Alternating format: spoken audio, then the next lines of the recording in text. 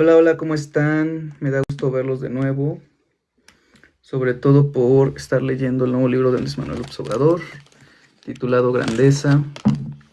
Eh, Recuerden que ayer nos quedamos ya en la finalización de la parte uno sobre pues lo que decía Andrés Manuel López Obrador del evento histórico, ¿no?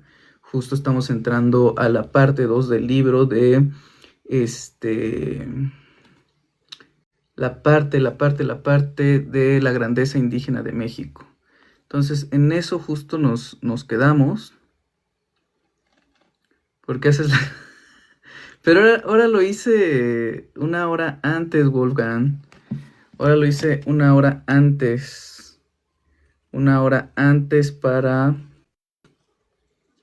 justo justo aprovechar el tiempo. Se me borró el título, pero ahí lo voy a poner. Estamos justo en la parte 2, que es grandeza indígena. Y no, ya acabamos toda la parte del relato de todas las civilizaciones y todos los horrores que se mostraron. Justamente vamos a empezar ya a hablar sobre México, los pueblos originarios y cómo estos han sufrido el colonialismo y la discriminación, ¿no? Bienvenidos a todos los que están sumando: Ezequiel, Esteban, pues nuestro crítico Alfredo, Alicia, Yolanda y pues todo, ¿no? Ustedes, antes de empezar, vamos a esperar, no sé, cuéntenme qué esperan de esta lectura. Ya compraron el libro de Andrés Manuel López Obrador, y si no lo han comprado, pues pueden checar todas mis, ¿cómo se llama? Todas mis conexiones en YouTube. Ahí tengo todo el bagaje de las lecturas que hemos ido realizando. Y bueno, pues en esta ocasión ya pues estamos justo, ¿no? Vean qué chingón se ve nuestro presidente Andrés Manuel López Obrador observando a la cabeza Olmeca. ¿Y qué vimos ayer? Pues justamente cómo la civilización, el Homo sapiens, llegó a América a través del estrecho de Bering, como el cráneo más antiguo lo encontraron en el Estado de México. Y bueno, hay una crítica, ¿no? Por eso AMLO le dice la única invasión bienaventurada de América, porque justamente pues fue la única vez en que el Homo sapiens llegó a colonizar o a ocupar el territorio de América a través de tecnologías de riego, ¿no? Más allá de aspectos de conquista, tierras, guerras, saqueos, violaciones, etcétera. Y bueno, de eso trata el libro de Andrés Manuel López Obrador. Y pues vamos a proceder a ver qué nos dice este bonito libro. Igual, si quieren hablar de algún tema en particular, ya saben que este espacio siempre ha sido 100% abierto, 100% de izquierda y 100% partícipe y abierto para que otras voces opositoras vengan a hablar de lo que quieran, ¿no? Entonces, no hay ningún problema. Pero bueno, continuamos con esta parte de todos los descubrimientos arqueológicos que se han suscitado en la historia, ¿no? Dice Andrés Manuel López Obrador, el mejor presidente de este país: en las riberas del Usumacinta, el mono sagrado, el cauce más grande de México, se fundaron grandes ciudades mayas, tanto del lado de Guatemala como de México. Palenque se erigió en la orilla de arroyos de la Sierra de Chiapas, y uno de ellos, el Otolum, se desvió mediante la construcción de un canal artificial para abastecer de agua a la ciudad. En los ríos del norte, como el Concho, el Yaqui, el Mayo, el Fuerte, el Nazas, el Mezquital, el Santiago y muchos otros, se fueron fundando en todo el país desde la prehistoria pequeños sitios que primero eran los asentamientos rústicos para cazadores o pescadores itinerantes. Y luego, con la domesticación del maíz y otros productos agrícolas, así como la adaptación al clima y a la naturaleza devinieron centros permanentes de población. En el caso de la selva tropical mesoamericana, la península de Yucatán y el Caribe, es demostrable que muchos pueblos se volvieron sedentarios por la disponibilidad de agua, pesca y caza, y posteriormente agrícolas gracias al maíz, la calabaza, el cacao y animales de patio, sobre todo aves domesticadas con el tiempo. Pero antes de eso, Andrés Manuel hace una pregunta. ¿Qué hacían las familias nómadas, cazadoras y recolectoras? ¿Cómo se alimentaban? ¿Cuáles eran los animales más comunes en su dieta? ¿Qué se sabe sobre su ingesta de vegetales y de carne de animales del monte, del bosque y del agua? Es poco lo investigado al respecto, pero se puede deducir, de acuerdo con las plantas, las frutas y los animales más antiguos, en qué consistía la comida de los primeros Homo sapiens de México y el continente. Izquierda y obradorista, jajaja, contradictorio. ¿Por qué es contradictorio ser de izquierda y ser obradorista? Porque esa es una afirmación bastante interesante que quisiera conocer. ¿Por qué ser de izquierda y ser obradorista es contradictorio? ¿No? Sobre todo para entender qué se entiende por la izquierda. Pero bueno, en lo que nos contesta Roy, vamos a proseguir. Dice, Sudamérica podría ocupar el primer sitio en cuanto a verduras o plantas como el ñame, la batata, la yuca, la calabaza, el tomate, el frijol, la jícama, el cacahuate, la papa, la papaya, el chile, la guanábana, el aguacate, el cacao, la vainilla, el maguey, el nopal, el maíz, el achiote, el guasontle, la chaya, el chipilín, el acuyo u hoja santa, y muchas más plantas domésticas y comestibles. Bienvenido a nuestro amigo Durán. Bienvenido, amigo. Me da gusto verte por acá. Los estudios más recientes indican que cuando los primeros Homo sapiens llegaron al continente, se encontraron con animales de grandes dimensiones como mamuts, perezosos, armadillos y otros. Varias de estas especies fueron desapareciendo tanto por cambios climáticos como por falta de alimentación, control biológico y lamentablemente por la caza que efectuaron los seres humanos. Un estudio de la biodiversidad mexicana afirma que durante al menos 4 milenios, muchos de estos gigantes fueron víctimas fáciles de las lanzas de nuestros antepasados, expertos cazadores que aprovecharon la inexperiencia de esos colosos con nuestra especie, una criatura relativamente pequeña y por ello poco amenazadora, pero que sin embargo tenía mucho tiempo de ser el animal más peligroso de la tierra. Hace muy poco, en el Valle de México, se registraron 2 descubrimientos de restos de mamuts y otras especies gigantes que no solo indican su existencia desde hace 10.000 años, sino también la posible demostración de que fueron cazados con trampas y flechas y descuartizados con cuchillos de piedra para ser devorados por seres humanos. En el municipio de Tultepec, muy cerca de la Ciudad de México, el investigador del INAH, Luis Córdoba Barradas, coordinador de un grupo de especialistas, descubrió un cementerio de restos de, cuando menos, 14 mamuts, los cuales vivieron desde hace 13.000 a 15.000 años. El estudio de campo demostró la existencia de trampas construidas de manera lineal, lo cual implicó la excavación y remoción de alrededor de 400 metros cúbicos de tierra para hacer esos pozos utilizados en la cacería de estos animales gigantes. Asimismo, se rescataron herramientas de piedra, se supone eran utilizadas para el destaque en el aliñado de los mamuts. Aquí es conveniente abrir un paréntesis, dice Andrés Manuel López Obrador, para reflexionar un poco sobre las habilidades adquiridas durante siglos por los cazadores nómadas, así como su conocimiento de la naturaleza, en especial del comportamiento de los animales más grandes o feroces.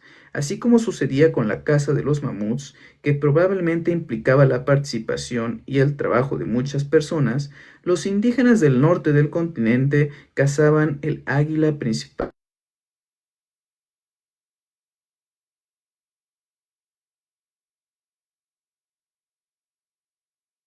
con propósitos rituales. Los Sioux indígenas de Dakota del Norte cazaban a estas aves ocultándose en cuevas o fosas que excavaban y cubrían con ramas con la práctica de atraer al águila con un cebo, posiblemente un conejo, colocado encima, y cuando el ave se posa para agarrarlo, el cazador la atrapa con sus manos desnudas. Tabo, ya llegué. Saludos, mi buen Tabo. Buenas noches, qué gusto verte. Estoy viendo si a las 9 es un mejor horario que las 10, sobre todo porque los conservadores vienen llegando como a las 10 y uno ya está medio cansado. Gracias, Durán, por esa bonita rosa, por esas bonitas rosas, muchísimas gracias. Y por todo lo que nos brindas todo el tiempo, con tu apoyo y tu persistencia. Muchísimas gracias, estimado Durán. Y bienvenido a Microbia, que está por aquí nuevamente. Saludos, buenas noches. Saludos, estimado amigo. Qué gusto verles por acá. Y por sus likes, por supuesto, y compartidas. Y todo lo que aporta a esta lectura colectiva. Hablamos sobre cómo los Sioux de hoy Estados Unidos, que acabaron con ellos, desde luego, invadieron y quieren seguir invadiendo, pues tenían estas prácticas, ¿no?, de supervivencia.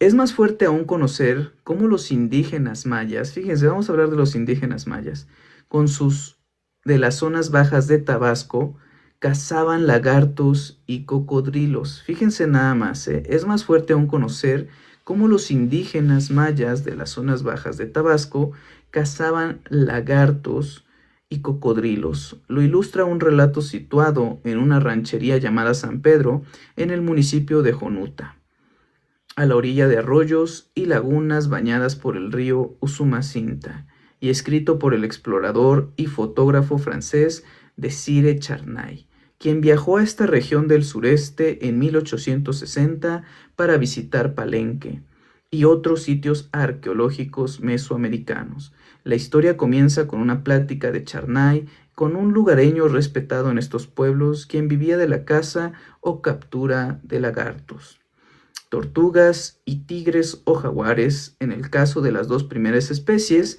comían y vendían sus carnes, así como las pieles de cocodrilos y jaguares. En ese entonces era negocio porque su comercio no estaba prohibido y tenían gran demanda en el país, en Estados Unidos y en Europa.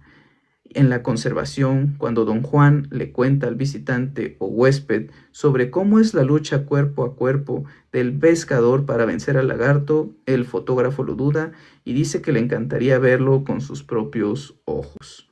Y de inmediato don Juan grita. Antes de entrar en este relato, imagínense cómo estaban los mayas que vivían de la caza, de la captura de lagartos, tortugas, tigres o jaguares. Y que bueno, tanto en los lagartos como las tortugas, lamentablemente en aquella época se comían, se comercializaban las pieles y que incluso demandaban los propios Estados Unidos y Europa, ¿no? Pero bueno, dice el fotógrafo asombrado, que no cree, ingenuo, incrédulo, por supuesto, que no cree que los mayas se enfrentaran a los lagartos.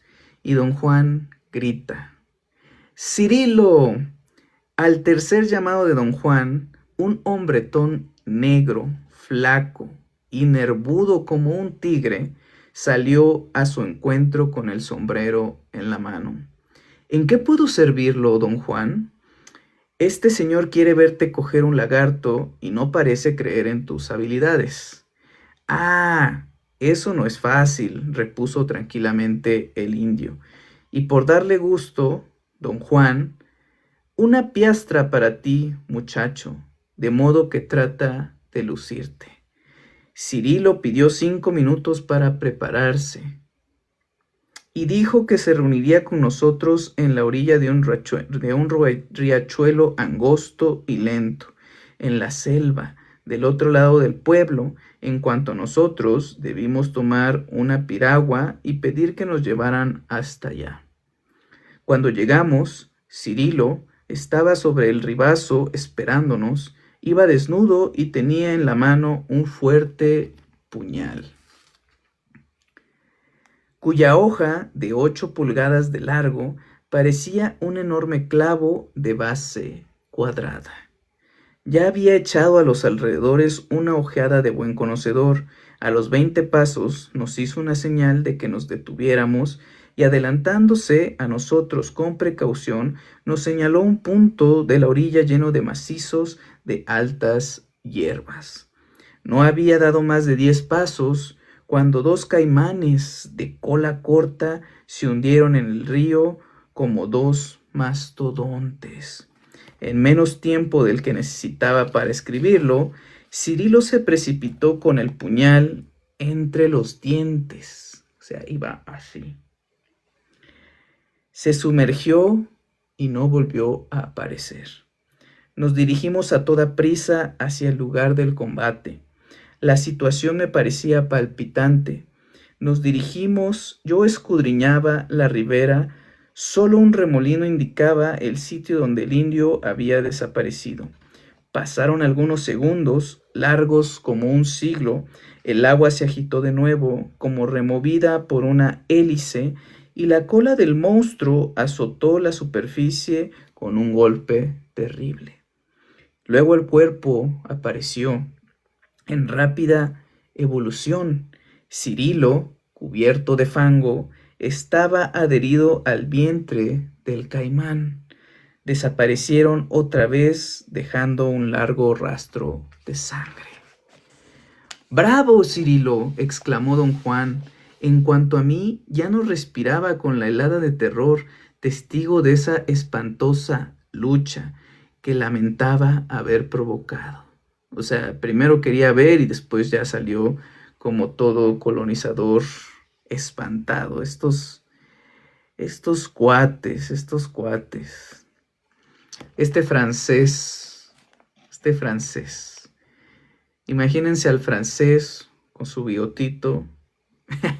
Su bigotito viendo a Cirilo, de morenazo, flaco, con su cuchillo, acento maya, estilo yucateco, ¿no? Aventándose al río, cazando un caimán, nadando porque lleva el cuchillo aquí y dice, vamos por ese caimán. Y dice, mientras tanto, el río se agitaba por los esfuerzos de los 2 luchadores y el agua ascendía a la superficie en torbellinos de limo. Pasaron todavía unos segundos y Cirilo reapareció, pero solo fue cubierto de fango, sofocado a medias. Un grito de alegría se escapó de mi garganta como un grito de liberación. Cirilo nadaba hacia nosotros. Yo le tendí la mano para ayudarlo, pero él saltó por sí mismo a la barca, donde se quedó un momento sin hablar. Pues sí, después de echarse un caimán gigantesco, pues que iba a querer la mano del francesillo ese, ¿no? Me cortó el dedo, o sea, este cabrón, ¿no? Este cabrón me cortó el dedo, dice Cirilo. Dijo al tiempo que nos mostraba la primera falange de su índice mutilado. Y solamente por unos pesos, ¿eh? En el momento en que Cirilo había abrazado al monstruo cuerpo a cuerpo, su dedo había quedado enganchado a las fauces del animal. Pero me lo pagó, dijo, y vamos a verlo ahora mismo.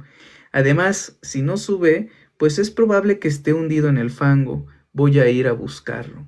Don Juan me hizo un guiño y me incliné. Aquel indio me pareció grande como César. En cuanto a él, estaba quitándose el fango que lo cubría y se preparaba en realidad a sumergirse otra vez. Lo detuve. «¡Allí lo tienen!», exclamó don Juan, señalando una superficie blanquecina que flotaba del otro lado del riachuelo. Era el caimán. vientre al aire, abierto al pecho por 4 puñaladas. Lo remolcamos hasta el pueblo. Medía 14 pies y 3 pulgadas. Le di a Cirilo 2 piestras en vez de una, y le compré por 20 francos su puñal que todavía conservo. Puede usted observar, me dijo mi huésped, que nuestros indios son los únicos que ejecutan la hazaña que acaba de ver. Es, por así decirlo, un don particular, pues podría usted recorrer todos los pueblos de los alrededores sin encontrar un pescador de lagartos con la mano. Lo que hay de más singular en este asunto es que el propio caimán no se deja coger. El instinto lo hace huir del indio de San Pedro, mientras que en cualquier otro caso se arrojaría sobre el indio para devorarlo. Fíjense esta bonita lectura, ¿no? Esta fascinación interesante de nuestros ancestros mayas. O sea, por eso cuando dicen, ¿cuál es tu cultura? ¿No? O sea, pues nosotros venimos de los mexicas, de los mayas, de los otomís, de grandes guerreros, ¿no? Y de grandes dioses como Huitzilopochtli, Micantecutli, Tlaloc, mm, a ver, quiero hacer un paréntesis porque decía decía Piestro, ¿no? Y la verdad es que sí desconozco esta. Y quiero investigar qué es el Piestro. Pude observar. En fin. Ah, aquí está. Por así decirlo, podría recorrer sin encontrar.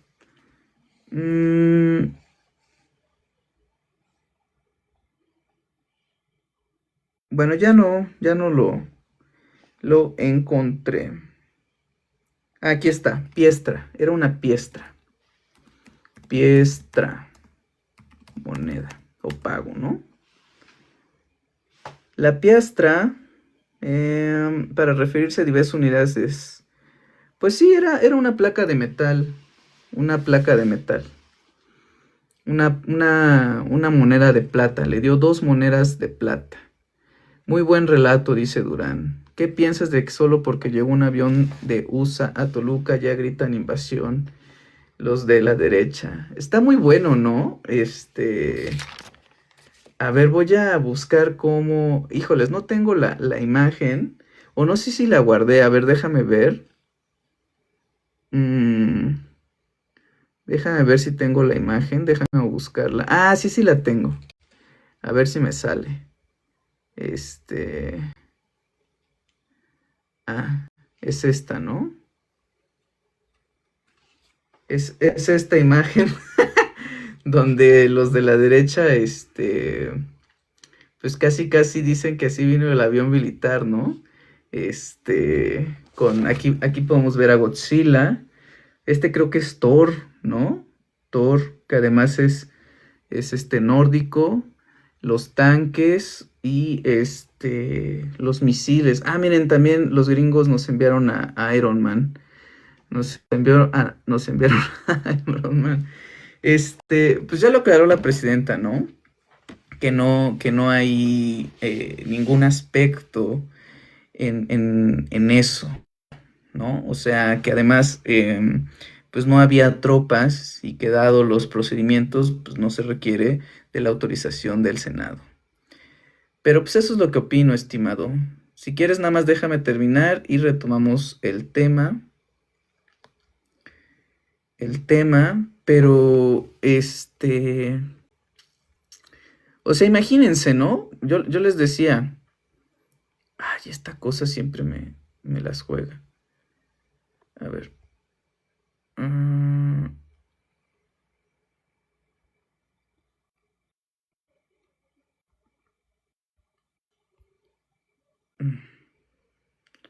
Es que no quiero que se haga más grande esto. Bueno, no me quiero hacer más grande yo. Bueno, ya. A ver, el tema que les decía era Es que vean, por ejemplo, si... Ah, ya. Ajá. O sea, fíjense lo interesante del relato que acabamos de platicar, porque cuando nos dicen de dónde venimos, ¿no? Y los hispanistas, a huevo, todos los hispanistas colonizadores, gracias Sofocante, todos los colonizadores, a huevo quieren que digamos que venimos de los españoles, ¿no? Y que normalicemos nuestra herencia mesoamericana. Entonces, o sea, imagínate a Cirilo, que pues además ya ha colonizado con el nombre, pero pues finalmente maya, cazador de caimanes, ¿no? O sea, nuestra gran herencia de mexicas que con la espada azteca, o sea, tenían la fuerza de 1000 guerreros, los caballeros, bueno, no caballeros, no, los guerreros águila, los guerreros jaguar, los otomíes, los yopes que en más de una ocasión derrotaron a los mexicas y que estos cuates servían al dios Xipetote y jamás pudieron ser vencidos, que incluso prefirieron la extinción antes de ser colonizados a los españoles, la parte de los propios purépechas, ¿no? Que también eran guerreros férreos y tenían luchas encarnizadas con los mexicas que tampoco pudieron ser vencidos por los mexicas, los propios tlaxcaltecas que tristemente y pasarán a la historia como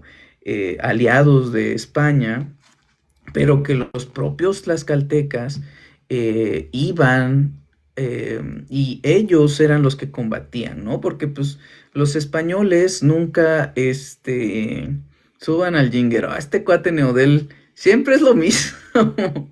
Neodel, no conoces a más personas, o sea, de verdad, tu mundo gira en torno a Jinger, no hay más personas, pero bueno, les decía, exacto, ¿no? Los españoles están traumados con la pérdida de su imperio. Entonces, imagínense nuestros orígenes, ¿no? Nuestra patria, nuestros ancestros. Y pues obviamente, aunque ahorita que está en auge el tema del intervencionismo, justamente que platicamos con lo que acabamos de aplicar con Sofocante, pues claro, ¿no? O sea, aunque no tengamos la tecnología militar y lo que tú quieras, pero los mexicanos siempre vamos a ser unos guerreros por nuestra lucha ancestral, ¿no? O sea, imagínense lo que Cirilo, que acabamos de narrar su historia. Ah, muchísimas gracias, Durán, muchísimas gracias. Bienvenida, Cristal, también, qué bueno que te nos unes. Gracias por esas bonitas rosas. Imagínense pues de qué somos capaces, ¿no? Los mexicanos, con todo nuestro bagaje cultural y todas estas historias que ahorita les voy a contar porque vienen más fascinantes. Si ustedes se dieran la oportunidad de leer la historia de los nazabis, que son los mixtecos, los yopes, no, de verdad son historias fascinantes, extraordinarias. Tengo por ahí unas entrevistas con muchos historiadores o personas originarias que de verdad están, o sea, de verdad cada historia de estos grandes guerreros es maravillosa, maravillosa. Dice, tienes toda la razón, los españoles, sí, los españoles están traumados. Hola, buenas noches, Jonathan. Buenas noches. La Marina envió 7 aviones a Dallas con soldados y nosotros no dijimos que los invadimos. Pero es que es un intercambio, ¿no? Siempre ha existido. Siempre ha existido. Pero ya, así como dice, generaron una conía, por eso generamos esta otra, los de la izquierda, para reírnos. Nos van a enviar a Godzilla si seguimos hablando mal de los gringos, ¿eh? Allá ustedes. El indígena siempre ha sido valiente y aguerrido, pero a base de manipulación nos han metido mucho. Sí, definitivamente, por eso se trata de reivindicar nuestra historia, nuestra cultura, ¿no? De esto se trata, de esto se trata. Y creo que ya. Bueno, ya saludamos a Cristal. El indígena siempre ha sido valiente.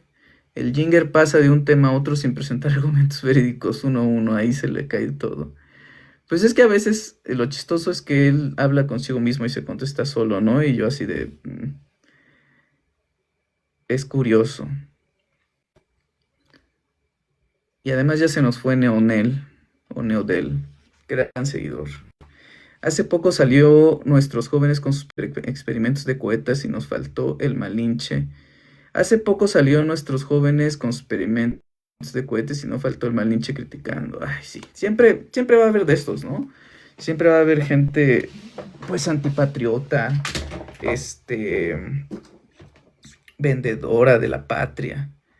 O sea, yo se los digo en buena onda porque justamente, pues cuando hice esta entrevista de la intervención, pues la verdad los mexicanos, incluso hay un señor que no era afín al gobierno, pero decía, aunque yo no sea afín al gobierno, pero pues ni más, ¿no? O sea, un intervencionismo en México jamás podremos no estar de acuerdo con el país o con el gobierno o lo que tú quieras, pero no.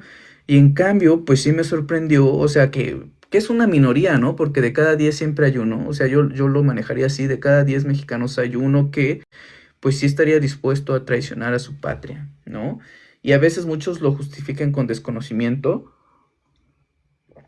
y creo que unos sí tienen desconocimiento de la historia porque no han leído los grandes problemas, pero otros aún conociendo, porque desconocimiento, pues es eso, ¿no? No saber. Pero cuando hablas con uno de derecha y le explicas y le das historia y le das puntos donde Estados Unidos intervino, pues ya no es desconocimiento, ya lo sabe, ¿no? Ya lo sabe, ya es claro que no tiene ese desconocimiento y aún así decide que el intervencionismo es lo mejor para el país. Entonces, pues yo ahí ya no justificaría, ¿no? Eurosil, buenas noches.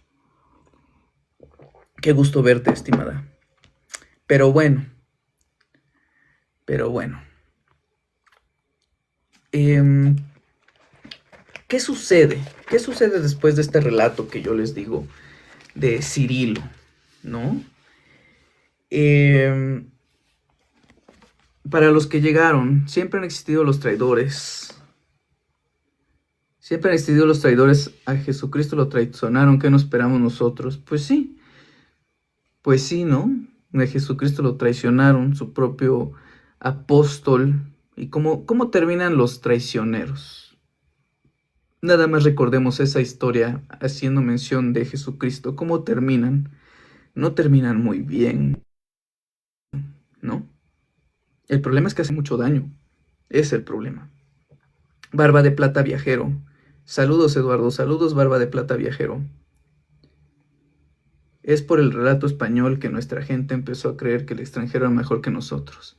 Sí, se llama un aspiracionismo europeo, no es una fascinación al europeo, porque justamente surge de que pues por tener un color de piel o una forma de hablar, como hoy en día, pues te excluyen de ciertos derechos, ¿no?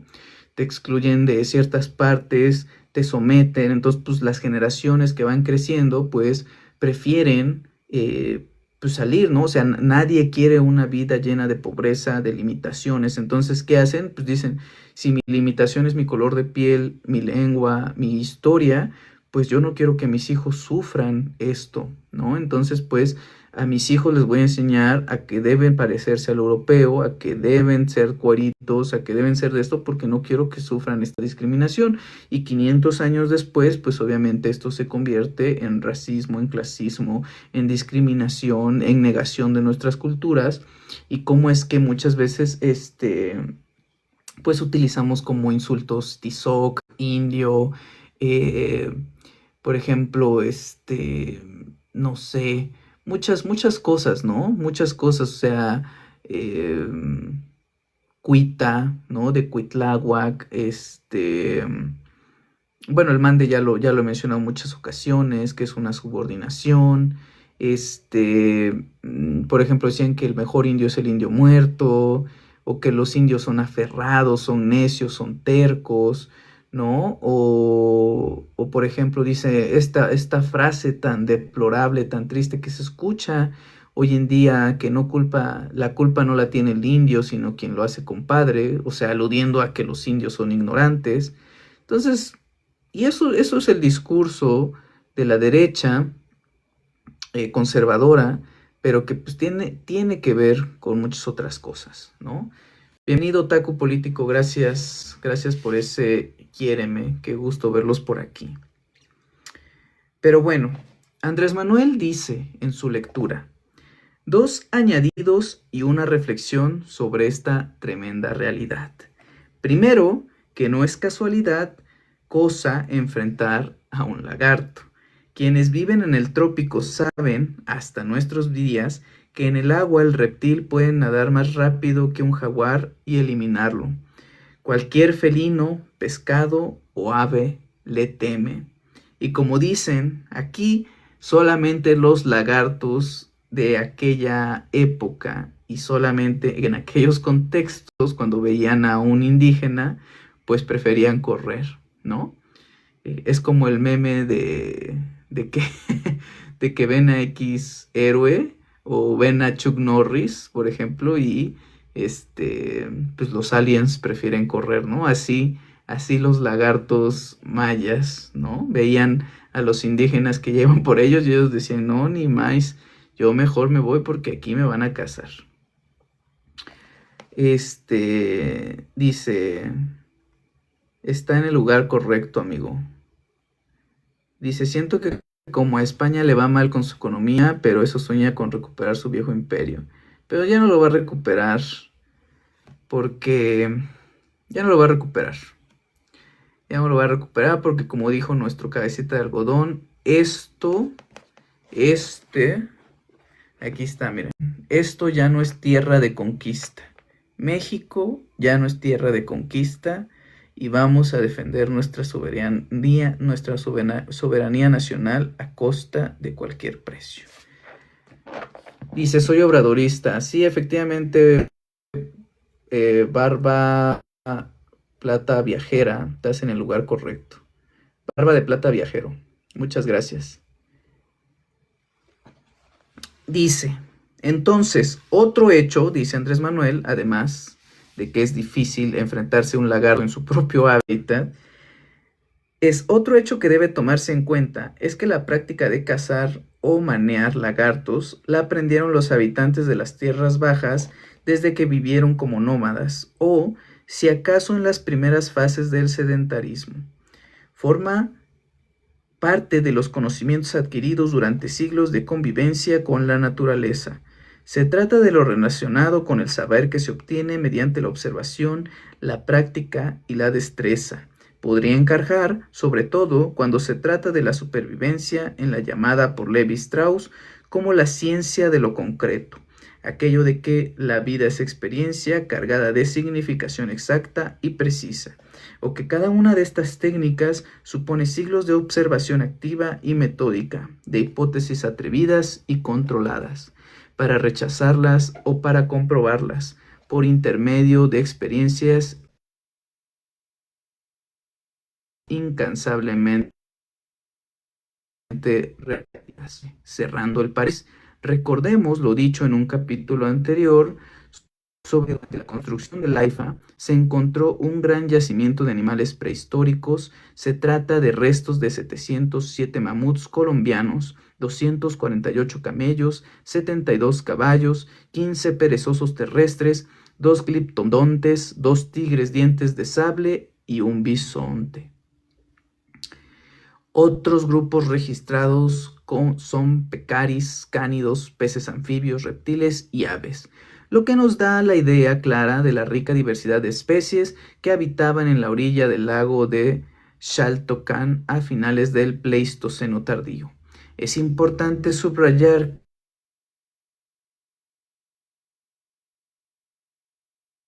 que aún la presencia de estos se registra desde el suroeste de Canadá hasta Costa Rica, incluyendo nuestro paso a Baja California, a Oaxaca y otros sitios. Con excepción de la península de Yucatán, también es pertinente aclarar, como lo sugieren los expertos del INAH, Agustín Ortiz, Joaquín Arroyo y Rubén Manzanilla. ¿Qué nos dicen estos historiadores? La evidencia de la relación humano-mamut tuvo lugar durante la última glaciación del Pleistoceno, cuando los cazadores persiguieron a la megafauna desde el sur de Estados Unidos hacia el centro de México. Esta asociación incluye restos humanos, lítica, hogares, posibles campamentos, hueso modificado y uso de los recursos faunísticos como alimento. Sin embargo, estas evidencias son difíciles de encontrar tanto en la Cuenca de México como en otras partes del país. Pocos sitios presentan hueso de mamut modificado y entre ellos destacan Santa Isabel Ixtapa, Valsequillo, Villa de Guadalupe, Touquila, Santana Tlacotenco y Tultepec. Sin embargo, aún falta definir el papel del ser humano, ya sea como cazador o carroñero, para comprender su evolución social. Obrador sigue y nos platica. Es posible que desde la prehistoria predominara en el norte del continente la dieta a base de carne de monte y pescado, mientras que de Mesoamérica hacia el sur se consumiera lo mismo, pero con muchos otros animales nativos de tierras bajas y con más vegetales. En el norte seguramente se comía más el bisonte, el oso, el venado, el borrego cimarrón, la ballena, el cocodrilo, las focas, la tortuga caguama, mucha variedad de peces y mariscos y otros animales. Por cierto, con alto contenido de nutrientes. Fíjense, desde entonces ya los norteños eran de carnita asada, lo cual se manifiesta hasta la actualidad en el tamaño de hombres y mujeres de los pueblos originarios. Como vimos en el texto sobre las pinturas de la Sierra de San Francisco en Baja California Sur, se ha venido transmitiendo de generación en generación que los artistas que hicieron esas obras eran gigantes, gente muy grande. Los seris, los mayos y los yaquis actuales suelen ser de estatura elevada. Imagínense cómo éramos los habitantes de Mesoamérica antes de la llegada de los españoles, ¿no? Sobre todo considerando que éramos personas bastante corpulentas, altas, porque nos alimentábamos de la naturaleza, teníamos una coexistencia vital con la naturaleza, cazábamos, nos entrenábamos, hacíamos ejercicio, estudiábamos, éramos, o sea, de verdad, cuando este Tontonegui dice que no éramos una civilización o que justamente prefiere adorar las civilizaciones españolas, idolatra a Hernán Cortés por sobre la civilización, teniendo tanta cultura mesoamericana, es de verdad ridículo y es absurdo e irrisorio que tenga una gran masa de mexicanas y mexicanos que lo sigan, porque no hay que negar las cosas. Hay una gran base de mexicanas y mexicanos que no están dispuestos a conocer su historia y que aún conociéndola prefieren traicionarla, ¿no? Eran altos guerreros, atléticos, se bañaban, cuidaban su higiene. Desde luego, ¿no? Por eso la guerra biológica nos afectó tanto, ¿no? Porque no teníamos anticuerpos, porque nunca nos habíamos enfermado de tales cosas, ¿no? Incluyendo, pues que justamente los mexicas, imagínense, los mexicas ante la conquista de Hernán Cortés enviaron 3 embajadores para ver si los purépechas se aliaban con los mexicas y combatir a los españoles. Tristemente, pues como muchos otros pueblos no, y además el colmo fue cuando un embajador pues iba contaminado y enfermó al representante del pueblo purépecha, y pues eso hizo más conflictiva, ¿no? El tema, pero impresionante. Impresionante cómo podemos negar nuestra historia o no enorgullecernos de nuestra historia cuando tenemos tantas cosas tan extraordinarias, ¿no? O sea, conocemos de la mitología griega, conocemos de la mitología nórdica, conocemos de la mitología romana, pero no conocemos de la mitología mexica, maya, otomí, purépecha, ¿no? Wixárrica. Pero en fin, qué bueno que estamos aquí reivindicando nuestra cultura. Dice Andrés Manuel, en cuanto a los nómadas que llegaron hasta Centroamérica y el sur del continente, tuvieron mayores posibilidades de supervivencia por enfrentar climas más benignos, con mayor existencia de agua dulce, sin desiertos, con suelos húmedos, bosques y selvas tropicales, así como con una impresionante variedad de alimentos procedentes de la flora y la fauna. No es casual que el mayor crecimiento poblacional desde la llegada del Homo sapiens al continente americano hasta el siglo XIX se haya registrado en la costa del Pacífico y en especial en Mesoamérica y al sur del continente, pues en esa franja de clima templado y húmedo era más fácil obtener alimentos y menos difícil recolectar, cazar y pescar. Existían animales gigantes de la antigüedad, como lo muestran los fósiles de la megafauna, pero también animales que sobrevivieron y otros seres vivos que evolucionaron con el transcurrir del tiempo y que se convirtieron en nuevas especies. Es difícil divisar ballenas en las costas y en los ríos de Mesoamérica, pero hay manatíes que los navegantes españoles invasores confundieron con sirenas. Fíjense nada más la ignorancia de los españoles. Es difícil divisar ballenas en las costas y en los ríos de Mesoamérica, pero hay manatíes que los navegantes españoles invasores, así les dice Andrés Manuel, y lo recalco yo, confundieron con sirenas. Dice, prefirieron la expedición a quedarse en la cárcel, por eso llegó lo peor de España. De por sí ya España tenía lo peor de lo peor, ¿no? O sea, recordemos que en las lecturas anteriores ya se mataban entre ellos simplemente porque pues unos eran protestantes y otros eran católicos. Ya desde ahí que se mataban entre ellos simplemente porque además de que creían en Jesús ambos, pero uno creía en los rituales y el otro no, y por eso se mataban, imagínense qué pensamiento tenían. En cambio, aquí nunca se desarrollaron las tales enfermedades por nuestra relación con el entorno. Efectivamente, hay que recuperar. Toda la historia de Europa y esos pueblos, algo común tener enfermedades por su poca higiene, ¿no? Y sí, exacto, su poca higiene, su desigualdad, sus tratos inhumanos, porque no es como que la gente decidiera ser antihigiénica, ¿no? O sea, más bien la opresión, la desigualdad, la ambición de unos cuantos y dejar a los demás sin, sin pues sí, sin derechos, sin preocuparse por la naturaleza, sin preocuparse por absolutamente nada, pues fue lo que fue creando que pues los europeos fueran teniendo todo decadencia, ¿no? Decadencia humana y que tristemente llegó lo peor de lo peor a América. Aunque Hernán Cortés, aunque Zunzunegui, Tontonegui dice que llegó lo mejor de lo mejor, los navegantes inteligentes, eh, asombroso, o sea, de verdad tiene, pero bueno, es parte de esa fascinación europea, ¿no? O sea, no lo podemos culpar si durante 500 años, pues le vendieron esa idea, nos vendieron esa idea. O sea, combatir 500 años de colonización no es nada fácil. O sea, incluso nosotros que podemos estar a favor de la reivindicación, nos sigue faltando mucho. O sea, es innegable admitir que tenemos muchos temas coloniales, mucho entorno colonial, mucha estructura colonial que no se va a cambiar de la noche a la mañana. Por eso es que lo vamos a cambiar. Lo mismo sucede con Obrador y Claudia Sheinbaum.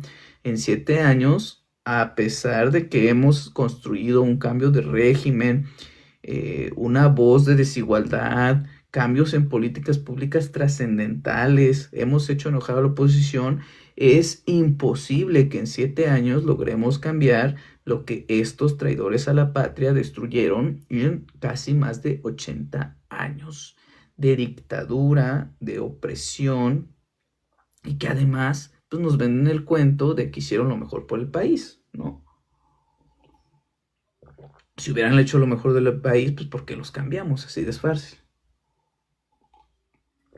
Los parques industriales nos llevarán al éxito y eso cambiará la perspectiva de nuestra gente. Nuestros antepasados ya tenían una estructura de urbanización, efectivamente. Efectivamente. Por eso nunca debemos celebrar el Día de la Raza. Exacto, ¿no? Para empezar, entiendo que muchos mexicanos, sobre todo de Estados Unidos o chicanos, pues utilizan mucho la palabra raza, ¿no? ¡Ey, mi raza! Entiendo. Pero hablar de raza, o sea, es una categorización que solamente existe en América. O sea, en el mundo tú no vas a encontrar españoles que utilicen la palabra raza a menos que no sea para definir animales. La raza es una subespecie, como ya lo habíamos platicado, ¿no?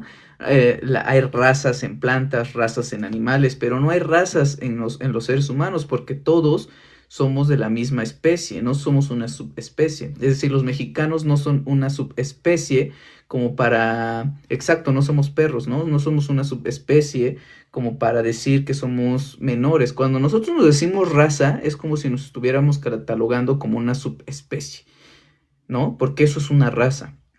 Y no, o sea, todos, como ya lo sabemos, somos Homo sapiens sapiens. Los chinos son Homo sapiens sapiens, los japoneses son Homo sapiens sapiens, los mexicanos somos Homo sapiens sapiens, los gringos son Homo sapiens sapiens, los pristas son Homo sapiens sapiens, aunque no piensen mucho, pero son Homo sapiens sapiens, los panistas son Homo sapiens sapiens, los morenos somos Homo sapiens sapiens, todos somos Homo sapiens sapiens. No hay razas. Entonces, entiendo que pues en un aspecto patriótico pues decimos raza, pero pues hay que quitarnos esa telaraña de la cabeza, no tenemos raza, no somos mestizos, no existe eso, ¿no? O sea, somos mexicanos y ya, ¿no? Eso es lo único que somos. Y efectivamente, como dice Cristal, no hay que celebrar el Día de la Raza porque además no hay nada que celebrar, o sea, es como si celebráramos que lo de los 300,000 españoles que llegaron a matar y masacrar nuestra cultura, todavía les aplaudamos, o sea, eso es baboso, y creo que eso sí debería cambiar en las estructuras del gobierno, ahora que son gobiernos morenistas, porque muchas veces los gobiernos morenistas tienen esa tradición de mandar comunicados de que ese día no se elabora en honor al Día de la Raza. Y si se supone que estamos en un proceso de reivindicación encausado por el presidente Andrés Manuel y la presidenta Claudia Sheinbaum, deberíamos irnos quitando eso. Y desde el gobierno creo que sería importante que se cambie. Por eso a mí me molestan mucho los comunicados donde dicen no se va a trabajar por el Día de la Raza, ¿no? Quiere decir que pues sí son de izquierda, pero no tienen esta parte contextual, ¿no? Obviamente pues los panistas son peores, ¿no? Pero pues es un tema, ¿no? Hay muchas propuestas, dicen que encuentro de dos mundos, pues más que un encuentro, pues, fue un tema de genocidio, ¿no? Dice Cristal, en conocimiento, medicina, astronomía, ingeniería, agricultura, matemáticas, etcétera. Pues claro que somos superiores. Decía un buen amigo Martín que si tienen la oportunidad de ir a Malinalco, conózcanlo, es un sujeto impresionante, espero irlo a ver pronto, pero Martín García de Malinalco, búsquenlo en Google, en YouTube, es de verdad impresionante y tengo unos videos, pero decía, somos herederos legítimos de una cultura ancestral, somos herederos legítimos. Tenemos que sentirnos orgullosos de ser mexicanos, ¿no? Tenemos que sentirnos orgullosos de ser mexicanos. Y además entender qué es mexicano, ¿no? O sea, definirlo. O sea, ¿qué nos hace diferentes? ¿Qué nos hace diferentes a los chinos, a los japoneses? ¿Qué nos hace diferentes a los colombianos que a veces nos confunden? A los peruanos, a los venezolanos, a los brasileños. ¿Qué nos hace diferentes? ¿No? Hay que preguntarnos, ¿qué nos hace únicos en este mundo? En fin, pasando de lado el tema de la raza, y que los navegantes españoles pensaban que los manatíes eran sirenas, dice, según los biólogos, México es el quinto país del mundo con mayor biodiversidad global, el segundo en reptiles, el cuarto en mamíferos, el quinto en plantas, el séptimo en peces, el noveno en anfibios y el onceavo en aves. De igual forma, en Mesoamérica y el sur del continente, la flora es de lo más variada y extravagante. De esta región del mundo son nativos el cacao, el maíz, la calabaza, el tomate, diversas variedades de frijol y de chiles, el maguey, el izote, el aguacate, el chicuilote, el nopal, la biznaga y la vainilla, frutas como tunas, guanábana, chirimoya, mamey, zapote, chico zapote, guayaba, tejocote, nanche, capulín, jícama, guamúchic, cuahuahuacintle, papaya, perdón, cuahuacinicuile, perdón, cuahuacinicuile. Esa no la conozco, por ahí coméntenme qué es el cuahuacinicuile. Papaya, soconostle, chía, pitaya, y se encuentra con una gran cantidad de hierbas comestibles y medicinales. En fin, dice Andrés Manuel López Obrador, orgulloso, es un prodigio la naturaleza de México. Por si queda alguna duda, dice AMLO, reflexionemos sobre el tema de la domesticación del maíz. Esta planta bendita se da en todas partes y con cualquier clima, en las costas, en los valles, en la sierra, en el frío o en el calor. Pienso que por eso nos costó mucho convertir lo que parecía mal monte en granos que se siembran para hacer la milpa y producir el maíz, materia prima para la masa de la imprescindible tortilla y de cuando menos 600 complementos de comidas y bebidas mexicanas. Pienso que por eso no costó mucho. Sí, claro, ¿no? Es acertada la consigna que dice, a ver si la recuerdan esta, sin maíz no hay país. Como todo mundo acepta, esta planta, equivalente al trigo nativo de la región de Medio Oriente o el arroz del continente asiático, es orgullosamente originaria de México. Por lo mismo, le concedemos parte de razón a quienes reniegan de que se abandonara la recolección y la caza por la siembra de alimentos agrícolas, pues sostienen que estas plantas fueron las que domesticaron el Homo sapiens y no al revés. Y digo esto aceptando lo evidente, la gran adaptación del maíz a cualquier clima, tipo de terreno, altitud o ambiente natural con el agregado de la sencillez que se requiere para cultivarlo y cosecharlo, y la posibilidad de guardarlo hasta por un año sin que se eche a perder ni en mazorca ni en grano. Con todo lo anterior, incluido el ser humano, Dios, la naturaleza o los dioses nos dieron este alimento que, además de producirse en las cantidades que el campesino necesita, es nutritivo y completamente sano, dice AMLO. Y además hasta al hongo le sacamos provecho, ¿no? Al hongo del maíz, el huitlacoche.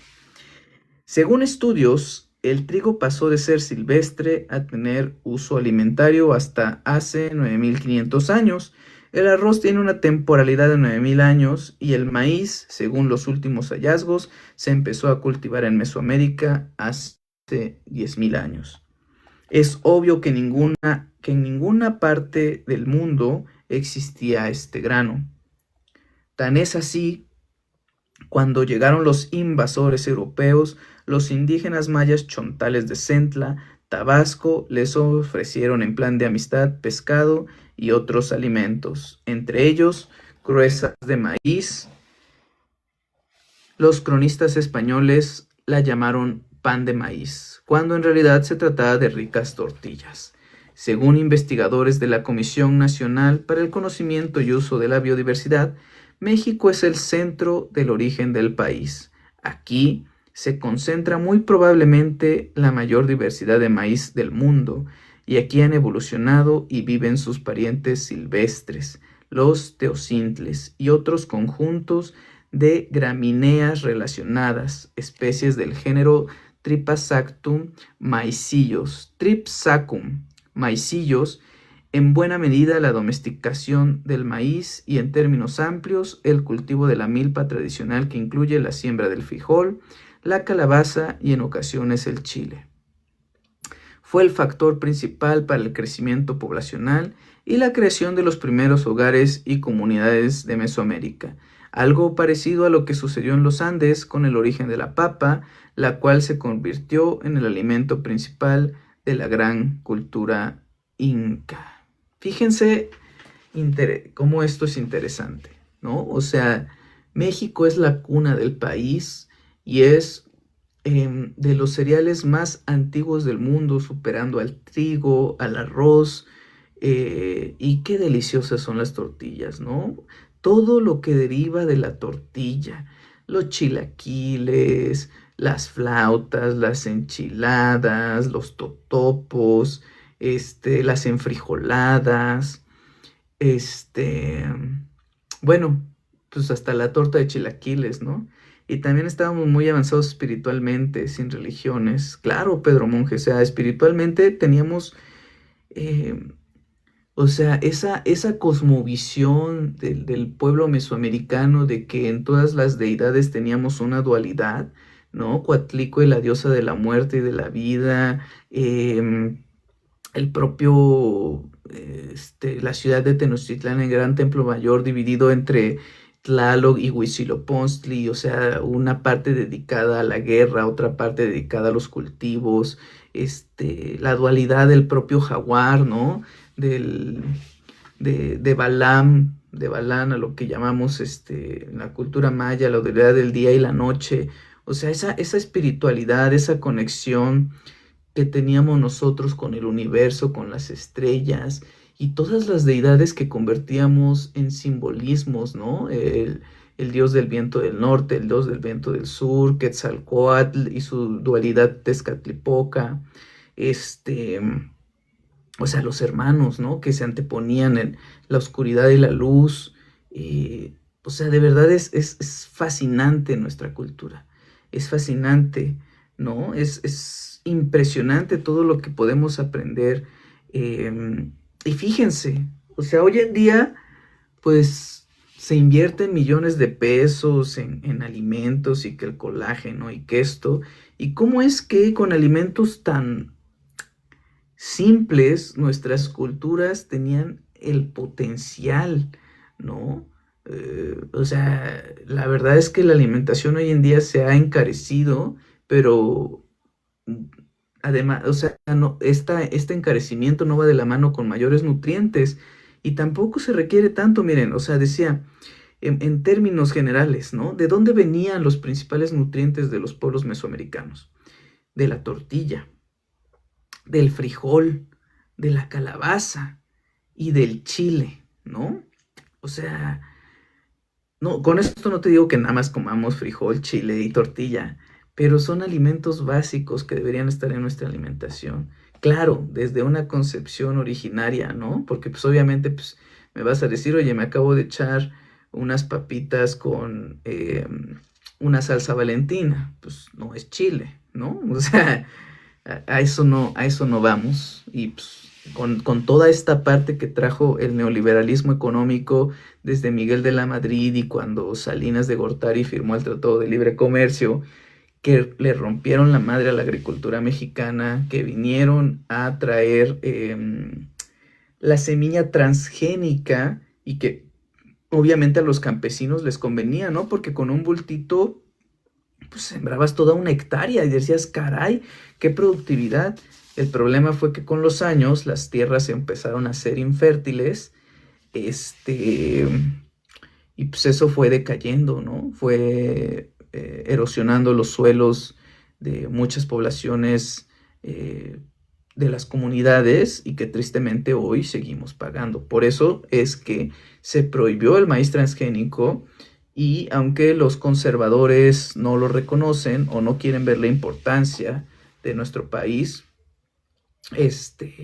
o de estas medidas de protección hacia nuestros maíces originarios, pues hay que celebrarlo, ¿no? Y además, esto tiene que ver con la historia milenaria del frijol, porque, o sea, si tú siembras maíz y a la par frijol, el frijol de todas formas emite nutrientes a la tierra, ¿no? Emite hidrógeno que al mismo tiempo va alimentando a la tierra. Entonces es un ciclo muy bonito de agroecología, de la propia naturaleza, lo tiene todo para seguir existiendo. El problema es nuestra ambición, que muchas veces la ciencia se ocupa no para el bienestar de la sociedad, sino para generar dinero, y pues eso es lo que nos va haciendo pues peores como personas, ¿no?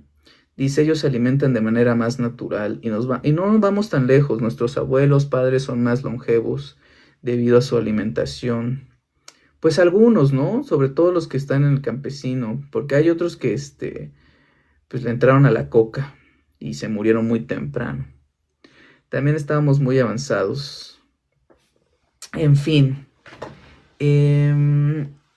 vamos a entrar al subcapítulo de la cultura madre.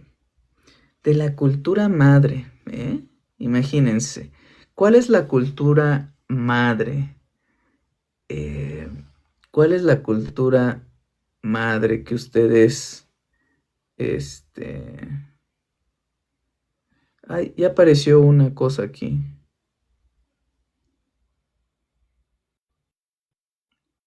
Bueno, lo voy a quitar porque ya.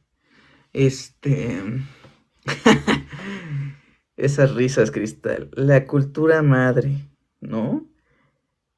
Los olmecas, justamente aquí está la cultura madre. Fíjense nada más, y aquí es donde Obrador nos va a contar cómo hacían estas, o sea, ya en la introducción nos decía cómo llegaron los olmecas a construir estas cabezas colosales, ¿no? Pero imagínense el trabajo que costaba, ¿no? Estas grandes civilizaciones creadoras de tantas cosas. Es súper interesante. Me llena de mucho orgullo leer esta parte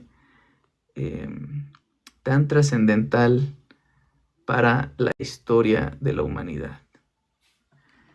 Dice, la cultura madre. Es muy probable que al mismo tiempo que la aparición de la milpa, hayan surgido los primeros cacatoales, lo que permitió contar con la semilla o el grano del cacao, que es el complemento en la alimentación a base de maíz más antiguo y cercano. El cacao es un energético de gran potencia. Su mezcla con el maíz en la elaboración del pozol o chorote ha sido fundamental para dar fortaleza nutricional a los campesinos del sur de México y de Centroamérica. Está demostrado que una persona puede mantenerse por varios días solo con pozol. Mi mejor recuerdo es cuando me hacía la dormida y mi papá me cargaba hasta mi cuarto. Eso está interesante. Creo que sí debería ser esta dinámica. A ver, vamos a hacer estas dinámicas de preguntas rápidas. Es que yo pensé que podía yo como hacer mis preguntas. Pero ahí las vamos a dejar. A ver, dejen elijo una bonita. Esta está buena. Esa la vamos a dejar y ahí responden como quieran. En fin. Dice, esta bebida fresca y fuerte, que es el pozol, es sin duda el distintivo de Tabasco, el estado más tropical de México. El poeta Carlos Pellicer sintetiza lo anterior de manera breve y bella. Yo que de Tabasco vengo, con nudos de sangre maya, donde el cacao molido dio nuevo sentido al agua. Tania Ortiz Galicia, investigadora de la Facultad de Filosofía y Letras de la UNAM, cita en un artículo a un conquistador anónimo, según el cual esta bebida es el más sano y más sustancioso alimento de cuantos se conocen en el mundo. Pues el que bebe una taza de ella, aunque haga una jornada, puede pasarse todo el día sin tomar otra cosa. Y siendo frío por su naturaleza, es mejor en tiempo caliente que frío. A ver, dice el menudo rojo. Mi comida favorita, pozole rojo. ¿De dónde eres, Turán? Pozole rojo lo escucho en muy pocos lugares. ¿De Guerrero? Eurosil dice que pozole. Pozole. El huitlacoche y los chiles rellenos, los nopales. Pozole. Ya no voy a hacer estas preguntas porque ya vi que ya me dio hambre. De Guanajuato. Saludos hasta Guanajuato. Pozole rojo. Sabe muy rico el pozole rojo. No sabía que en Guanajuato se hacía el pozole rojo. Este, no lo sabía. En fin, hablábamos del pozol. Dice, hablando del tema del cacao, porque según todos los especialistas en antropología y disciplinas afines, la cultura olmeca es la más antigua, la primera que floreció en toda América, y esta cultura madre surgió en buena medida gracias a la milpa y al cacao. Tanto en su zona nuclear como en la de mayor influencia, existe un ambiente natural propicio para la reproducción del cacao. Se trata de terrenos húmedos, fértiles a la orilla de ríos, arroyos y lagunas. ¿Qué tal,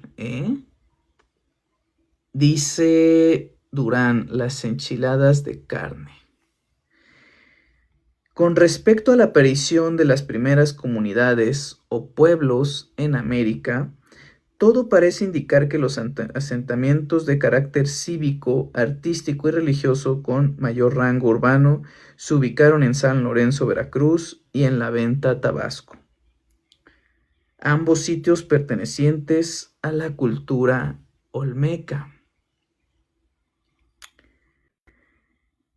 Se trata de una pequeña región bañada por ríos, de clima húmedo, con pocas zonas altas y de planicies cercanas a las costas y al istmo de Tehuantepec, que es la franja o el paso más angosto del territorio del país entre el Pacífico y el Atlántico. Algunos estudiosos dicen que primero se fundó San Lorenzo y después La Venta. Aun cuando sabemos que se crearon casi al mismo tiempo, otros asentamientos en el área de Tres Zapotes y la Laguna de los Cerros, también en Veracruz.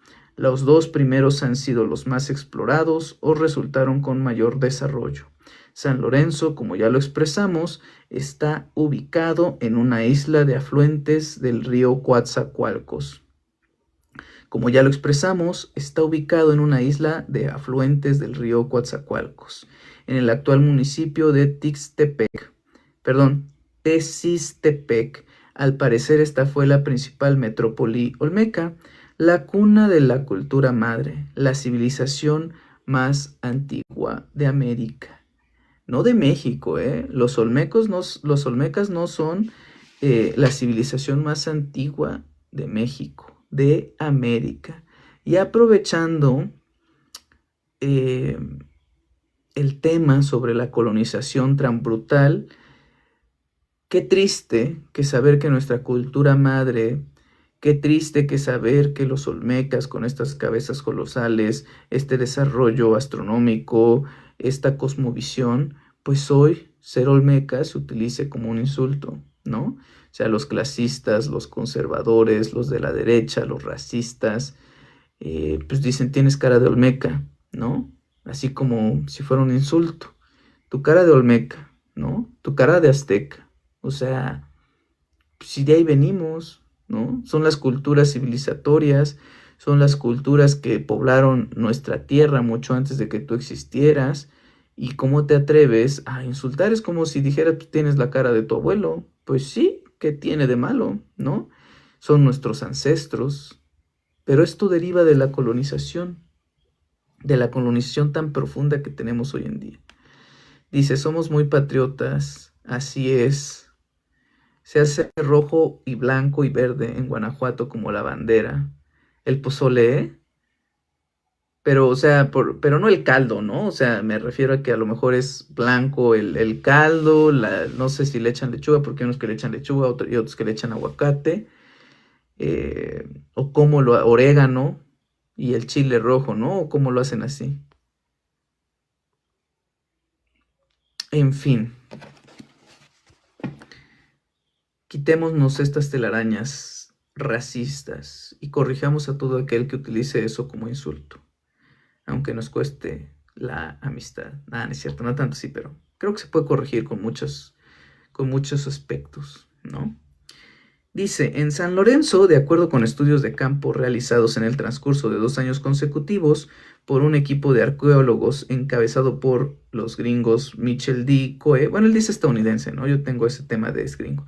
Se registran actividades productivas, sociales y artísticas desde el año 1200 al 900 a.C., es decir, hace 3000 años en promedio.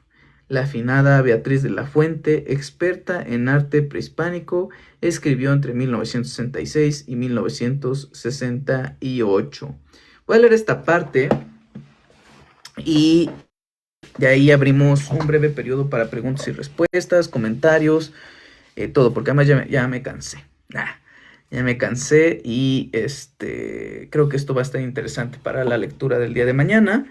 Pero leo esta parte, pongan atención porque está muy interesante. Y dice la afinada Beatriz de la Fuente, que retoma Andrés Manuel López Obrador, desde luego, por primera vez un sitio olmeca fue científicamente... A ver, voy a tomar agua porque luego como que... se me arrastra. A veces ya ni puedo producir la R.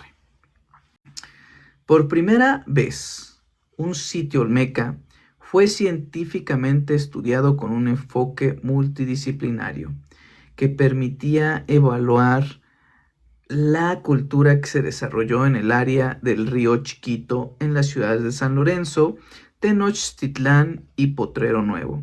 Entre los resultados más importantes de las exploraciones y del material que se investigó, se encuentra la serie de fechas proporcionadas por el sistema de radiocarbono, que sitúan la fase olmeca de San Lorenzo entre 1200 y 900 a.C.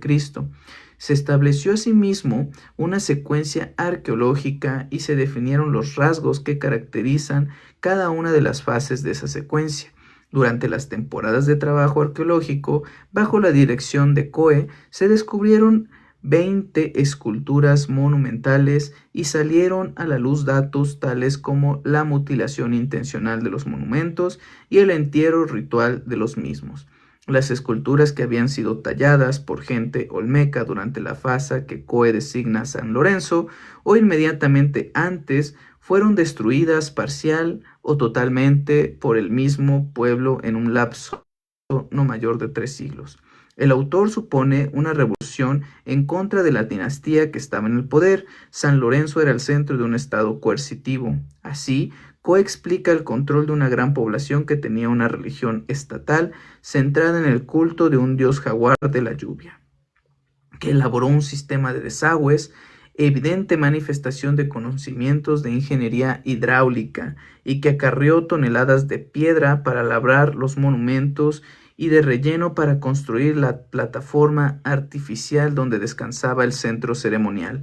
Todo esto se pudo realizar exclusivamente, dice, bajo un gobierno dictatorial. El problema del origen de la civilización, que tanto había preocupado a los estudiosos y al mismo Coe, es enfocado ahora por el arqueólogo norteamericano desde un diferente punto de vista. Se trata de una de las civilizaciones prístinas que súbitamente, de una forma de vida sedentaria y agrícola, pasa a la civilización. Logra de repente un nivel de integración en el ámbito de las ideas y de las instituciones y se constituye en organización estatal a cargo de autoridades despóticas que demandan un reconocimiento público de ellos mismos y de sus antepasados bajo la forma de grandes imágenes como símbolos de su poder. Fíjense lo importante de la cultura olmeca, ¿no? Era una civilización hecha y derecha que ya tenía el conocimiento hidráulico de desagües, mientras en Europa, por aquellas épocas, las calles estaban inundadas de caca y orines y la gente sacaba su trasero por la ventana para hacer sus necesidades. Aquí en nuestra grande cultura mesoamericana había un sistema de desagües, mientras había una presencia importante del dios jaguar de la lluvia. Y además, importantes sistemas de construcción, ¿no? Porque para construir esas enormes cabezas colosales, imagínense, no es cualquier cosa, ¿no? Y además hubo una revolución donde pues dijeron, estos no son nuestros gobernantes, como debería suceder en cualquier civilización, ¿no? Por eso hay atisbos de revoluciones, atisbos de que estaban en contra de los líderes, y bueno, eso lo platicaremos ya el día de mañana, porque cómo se pone interesante esto, ¿no? Cómo es interesante la historia de nuestros pueblos de Mesoamérica, la colonización, el imperio, y cómo todavía se atreven a decirnos que somos descendientes de los españoles o que debemos aceptar el mestizaje, ¿no? Cuando pues, es ridículo. Es ridículo, es irrisorio que eh, con tanta cultura hermosa de nuestros pueblos, tengamos que ser así, ¿no? ¿O qué opinan ustedes? Gracias, Cristal, por ese quiéreme. Gracias. Si el rojo es con chiles secos y el verde con salsa de tomate verde. Sí, sí he probado ambos. El verde me gusta más, fíjate. El verde me gusta más que el rojo, para serte honesto. Sobre todo porque no como mucho picante. Porque no como mucho picante. Pero definitivamente las culturas mesoamericanas son impresionantes. Son de lo mejor que nos puede haber pasado. Y creo que esto debe ser una reflexión para todas y todos nosotros respecto a cuidar nuestras raíces, a enorgullecernos, a quitar todo el racismo impregnado que tenemos, ¿no? Por ejemplo, bienvenido Colotl, esos nombres, ¿no? En náhuatl, en maya, en muchos aspectos de nuestra vida diaria y que justamente pues acaban. Nos han enseñado con el paso del tiempo a ser malinchistas, a que lo extranjero es mejor que nuestra propia cultura. Y sí, sí es cierto, ¿no? O sea, recuerden que justamente, pues en aquellas épocas decían, mira, es que este producto es hecho en Estados Unidos, este producto es hecho en Italia, no compres ese producto porque es hecho en México, ¿no? O sea, el simple hecho de decir que era hecho en otro país ameritaba una inversión porque era un sinónimo de calidad, ¿no? Entonces, por eso cuando dicen, es que olvida el pasado, sigue el presente, esas tonterías que siempre nos dicen los españoles o las personas, eh, ¿en qué nos afecta? ¿No? Claro que nos afecta. Hoy a 500 años la colonización nos afecta y no es hacernos víctimas, como decían por ahí un tipo que se subió por ahí, no es hacernos las víctimas, que ya pronto pasaré esa parte de subir esos videos, no es hacernos las víctimas, señores, es ver la realidad, es un concepto de decolonización. ¿Qué es la decolonización o qué es la colonización? Fíjense, este es un término que les quiero explicar, ¿no? A sentirnos orgullosos de nuestra herencia cultural porque es grandiosa, es maravillosa. O sea, la colonización, o sea, hay que entenderlo desde dos partes, ¿no? Hay un tema de colonialismo, ¿no? Que proviene de la conquista. Y hay un tema de colonización. Cuando hablamos de colonialismo, es cuando viene una potencia, conquista a través de la fuerza de las armas y te impone, ¿no? Un bagaje cultural, pero utiliza la fuerza coactiva. Este colonialismo evoluciona a algo que se llama colonización, por eso decimos que los imperios son colonizadores.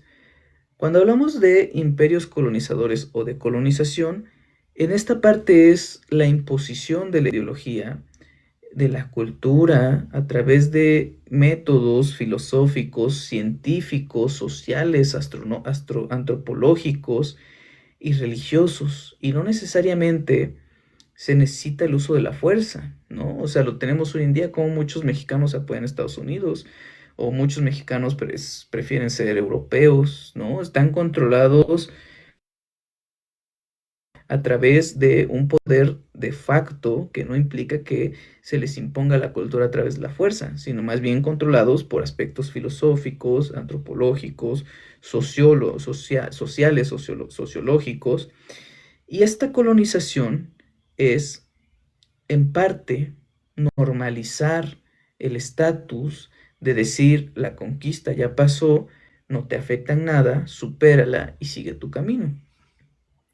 Es normalizar una atrocidad que justamente pues, no debe suceder, ¿no? Es como cuando los gringos blancos oprimieron durante miles de años bueno, no miles, perdón, durante años a los esclavos africanos, ¿no? O compraban esclavos africanos simplemente por el color de la piel. ¿Y qué decían? Les leían la Biblia. Es que Dios, pues nos hizo a nosotros los blancos, tus tutores, y tú como negro tienes que obedecernos, ¿no? Es un medio de control. Y entonces, esta colonización o esta normalización es que pues, los hijos de los negros o de los africanos decían, pues esta vida nos tocó, ¿no? Nos tocó y pues pasaban los siglos de herencia, y pues decían, ni modos, tengo este color de piel, pues ni modos, tengo que ser esclavo, ¿no? Algo que hoy en día nos podría parecer absurdo, pero que así sucedía. Y entonces, a eso le hablamos colonización, ¿no? Normalizar comportamientos que están mal, pero que pues no. Entonces, ¿qué pasa cuando hablamos de un giro decolonial o de una decolonización? Hay un autor que me gusta mucho, no recuerdo ahorita su nombre, discúlpenme, pero se los doy en la siguiente lectura.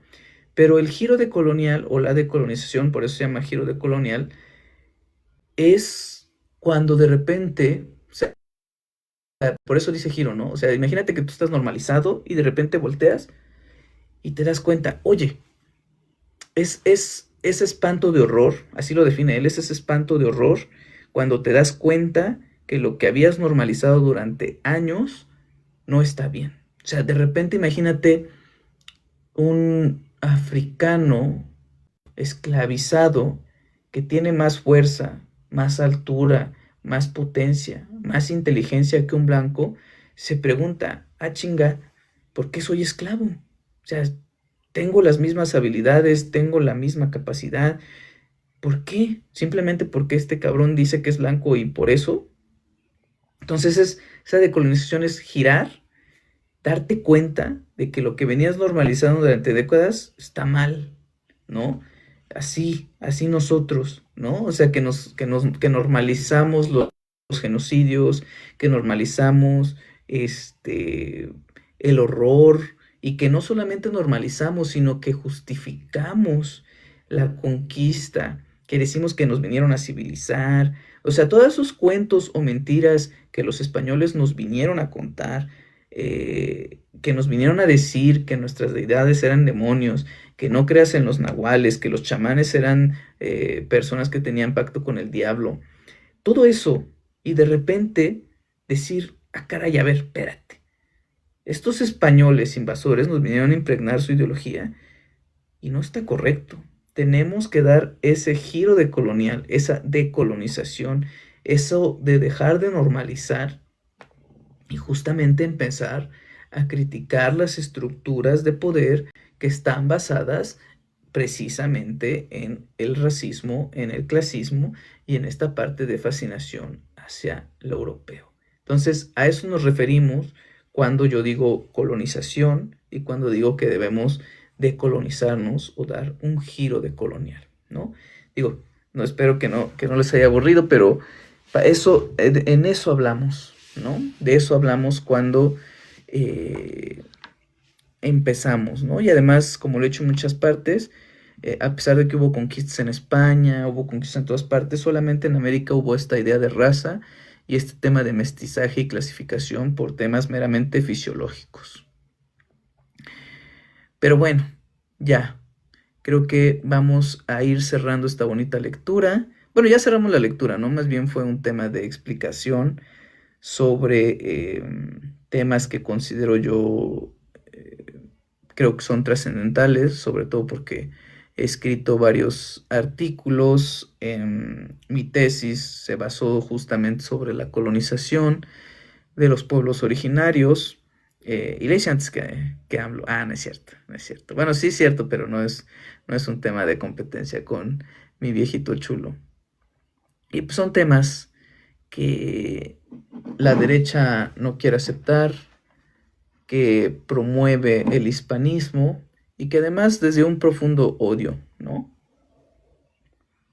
Es correcto, debemos regresar a nuestra cultura ancestral. Correcto, Juan. Debemos inclinar nuestra balanza colonial, donde efectivamente, miren, ya llegó Ángel Maimai, tú no quieres aceptar, yo no quiero aceptar que soy español, ya vas a sacar con tu cosa, seguramente lo vas a decir, que AMLO es lo peor. Ah, pues no lo voy a aceptar. ¿Por qué crees que AMLO es lo peor, Ángel Maimai? Es más, te envía una invitación. Si quieres, como siempre, eres bienvenido a este live para comentar lo que tú gustes. Te escuchamos con mucha paciencia y sin discriminación, Ángel Maimai. Pero no, creo que Andrés Manuel ha sido lo peor no creo que haya sido lo peor. Creo que más bien, en contrario, Sensu es lo mejor que le ha pasado a este país. No me quiero imaginar lo que hubiera sucedido si nuevamente le hubieran arrebatado la presidencia. Hoy, ¿de qué estaríamos hablando? ¿No? Que suba a quitarnos la venda de los ojos. ¿Ya ves, Ángel Maimai? Muchos, muchos te están invitando. Solo que algún día despertarás. ¿Despertaré? Pues ya te están diciendo, ¿por qué no te subes a despertarnos? A quitarnos. AMLO anda huyendo. Anda huyendo de dónde, Ángel Maimai. Si sigue en su hacienda disfrutando la vida, siendo feliz, escribiendo. Es más, mira, esto, esto no es la cara de un hombre que anda huyendo, ¿eh? Aquí está, mira, tiene una maquita, te manda saludos, Ángel Maimai. AMLO te manda saludos. Eso es en Cuba. Ah, chinga. Aquí, o sea, aquí está en Cuba, pues.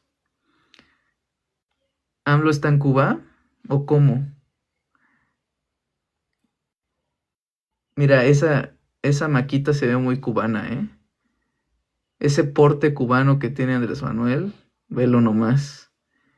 Esa guayabera cubana. Y esas sandalias cubanas, ey nomás. Ahí te dejas engañar con una foto. Ahora. Pues bien podría ser Cuba, ¿no? Pero bueno, o sea, no está en su hacienda, pues ya se fue a Cuba. Es un hijo más de TV Apesta.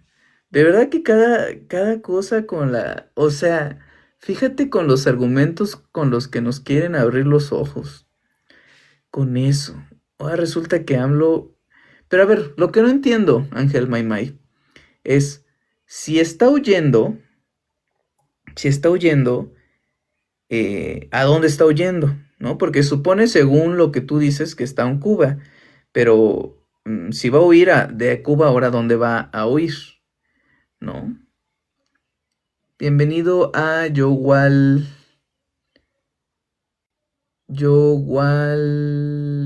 Pixie. Luego se me va su nombre, Yowal Pixie. Dice, ¿dónde si es el jefe de Morena? ¿Por qué no?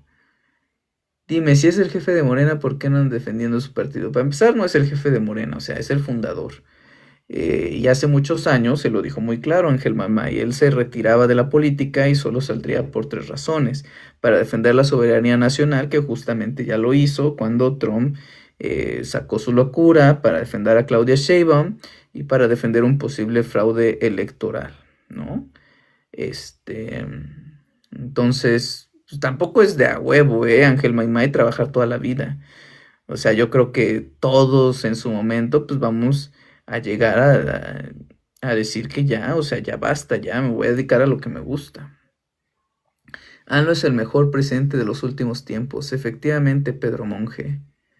Es y será.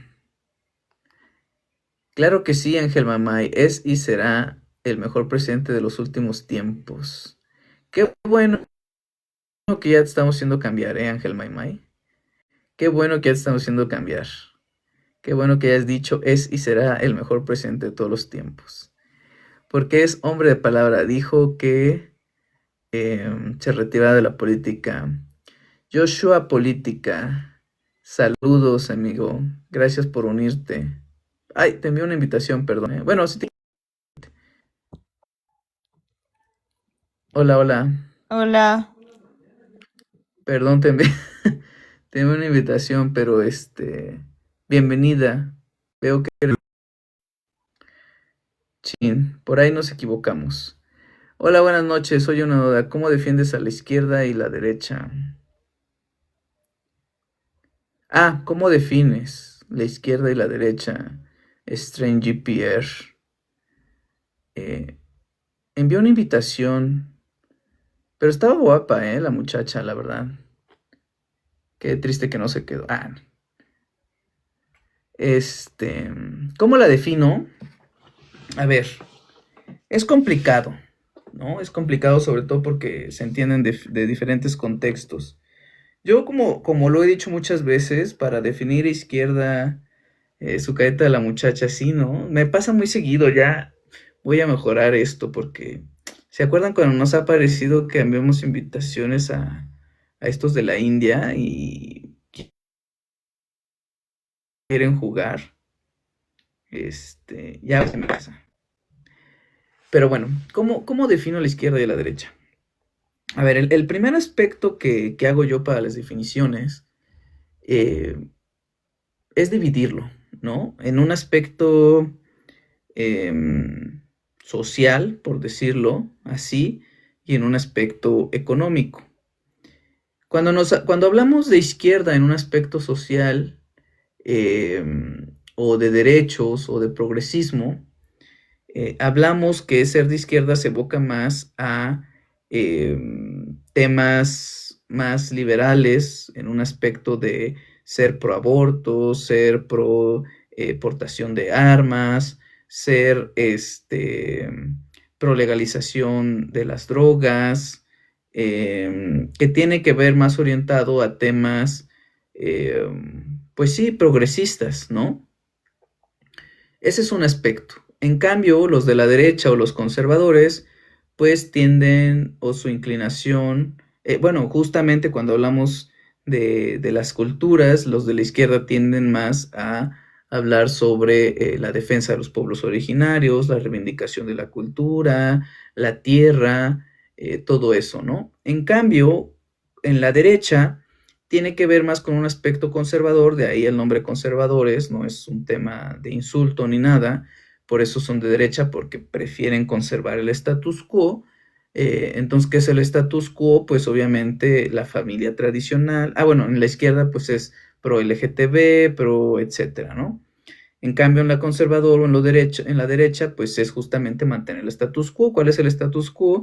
Pues la familia tradicional panista, hombre, mujer, cero aborto, efectivamente, ni siquiera ante una posible violación o ante una posible enfermedad que ponga en riesgo a la mujer, que tiene que ver con menos derechos para las mujeres, pues obviamente no legalización de las drogas, no legalización de la aportación de armas, un tema de hispanismo meramente conservador en donde se señala profundamente que nosotros somos descendientes de los españoles, un racismo, etcétera, ¿no? Eso en el aspecto social. ¿Por qué? Porque a veces se dan estas combinaciones. Bueno, voy a definir, después te voy a decir cómo se dan estas combinaciones, ¿no? Stranger GPR. Eh, bueno, eso por un lado en la cuestión del aspecto social o de derechos, como lo quieras mencionar.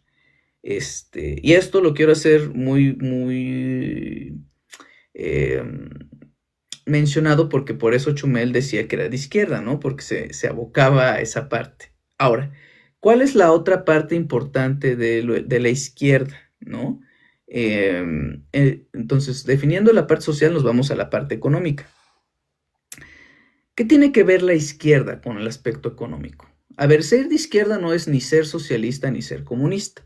Hay muchos de izquierda que efectivamente son socialistas, que son comunistas, que son marxistas, pero esto no engloba a toda la totalidad de los izquierdas, ¿no? Así como dentro del lado de la derecha hay liberalismos, hay liberalistas económicos, utilitarios, mercantilistas, capitalistas, etcétera, ¿no?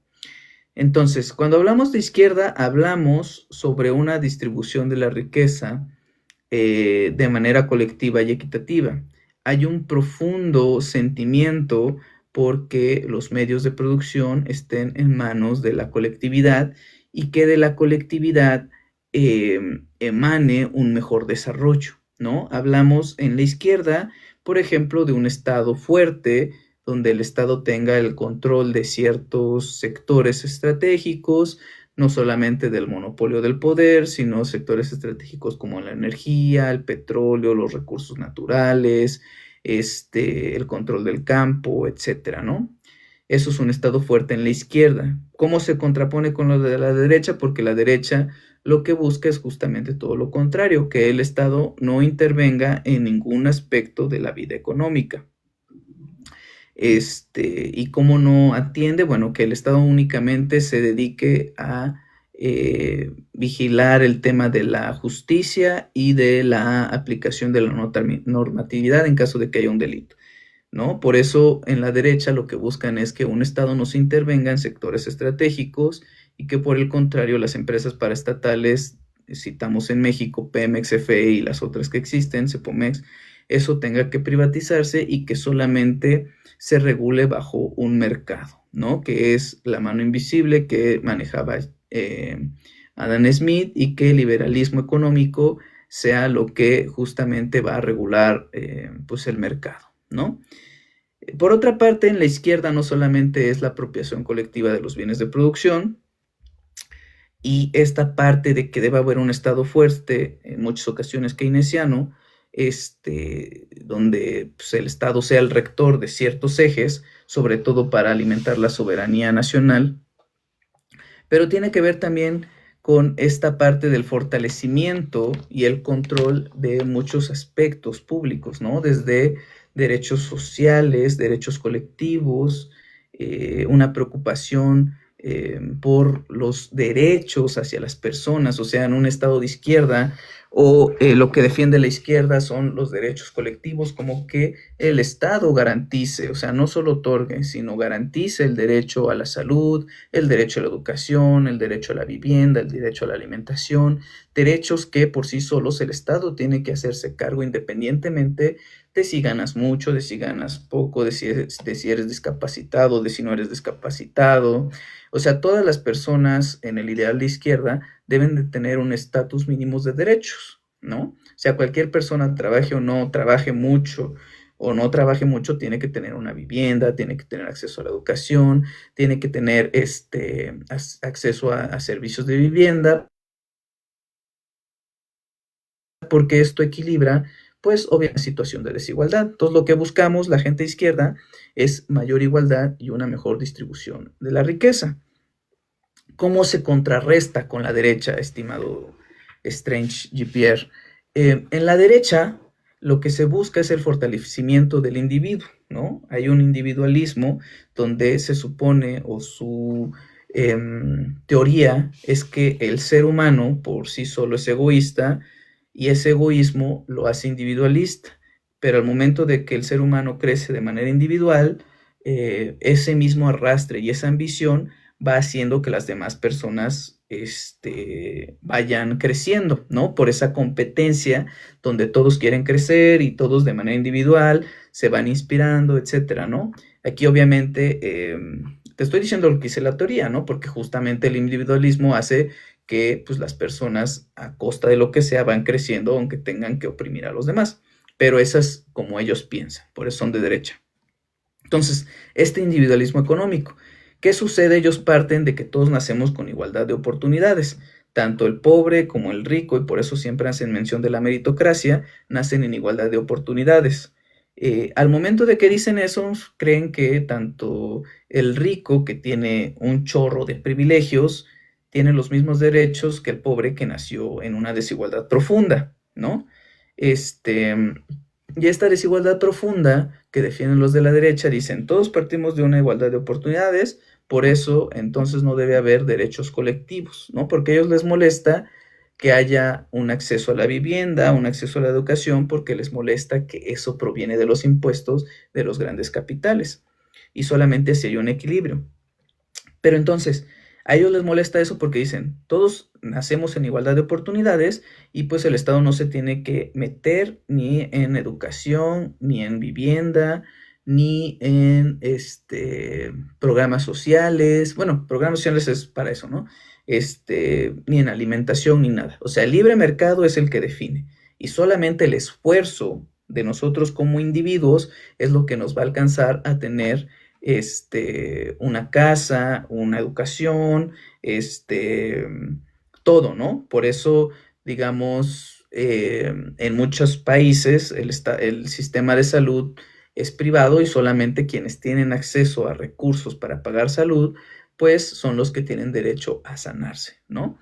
Entonces, en eso se difiere, o esa es la gran parte de lo que es una derecha y de lo que es la izquierda, ¿no?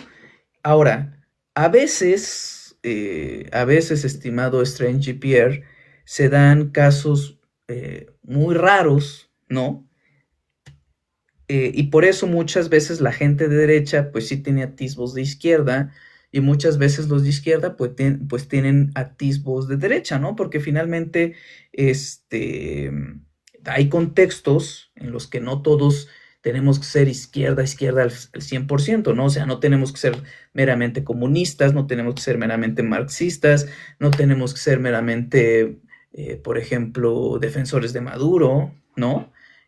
Pero pues la gente de derecha piensa que así somos. Ignorancia de ellos, pero eso es un capítulo aparte. ¿Cómo se dan estas combinaciones, estimado Stranger?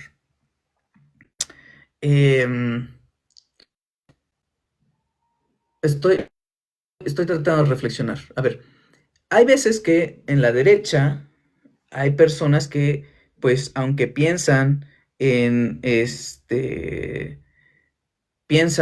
por ejemplo, en un liberalismo económico, en un individualismo económico y en que no debe haber derechos sociales, pues se dan estas anomalías de que a lo mejor alguien de derecha sí es pro aborto, sí es pro legalización de las armas, sí es pro, ¿cómo decirlo? Pro portación de armas, ¿no? Y por el lado de la izquierda, pues también se dan estas combinaciones muy raras donde a veces los de la izquierda, pues hay casos que son antiaborto, ¿no? O sea, o no están de acuerdo con el aborto, o no están de acuerdo con la legalización de las drogas, o no están de acuerdo con ciertas cosas, ¿no? Esto no hace que, pues, por X pensamientos, pues ya seas o dejes de ser de derecha, ¿no? Como muchos de los conservadores que dicen que no son de derecha. Casi siempre los que dicen que no son de derecha terminan siendo de derecha, porque además ni conocen, ¿no? Entonces, a veces se dan estas combinaciones muy raras o muy atípicas, porque no lo es, pero sí podemos encontrar en la derecha quizás personas que pues piensen de esa manera, ¿no? Habitualmente la gente de derecha conservadora, además de tener un pensamiento muy liberal en el aspecto económico, tiene un aspecto muy conservador en el aspecto social. Y la gente de izquierda, pues usualmente se evoca en aspectos de un mantenimiento de un estado fuerte dentro de la economía, pero también tiene unos derechos más progresistas. Pero, pues esto no quiere decir que todo sea blanco y negro, como mucha gente lo quiere hacer ver, y que por eso caen en una profunda equivocación al tratar de argumentar, porque no, o sea, nosotros tenemos las definiciones de izquierda y las definiciones de derecha, pero finalmente creo que lo que se busca no es más allá de abocarse en una ideología de manera fanatista, ¿no? Sino más bien, si bien somos de izquierda, o yo al menos me defino como izquierda, pero no cerrarnos los ojos y no permitir que en diferentes contextos se pueda aprovechar puntos de cada cosa para que al final de cuentas el bien o la justificación o lo que buscamos, al menos la gente de izquierda, es el mayor beneficio para todas las personas. Y sea la fórmula A o sea la fórmula B, si hay conocimientos para ayudar a las demás personas y que todos crezcamos de manera colectiva, pues creo que siempre va a ser la mejor elección. Digo, al menos en la derecha no han demostrado que haya algo así, pero si en algún remoto punto de la historia demuestran que algo funcionó para el beneficio de la humanidad o de la población, pues no utilizarlo, ¿no? No ha sucedido, la derecha ha generado mucha pobreza, ha demostrado que se ha preocupado siempre por una minoría y pues eso.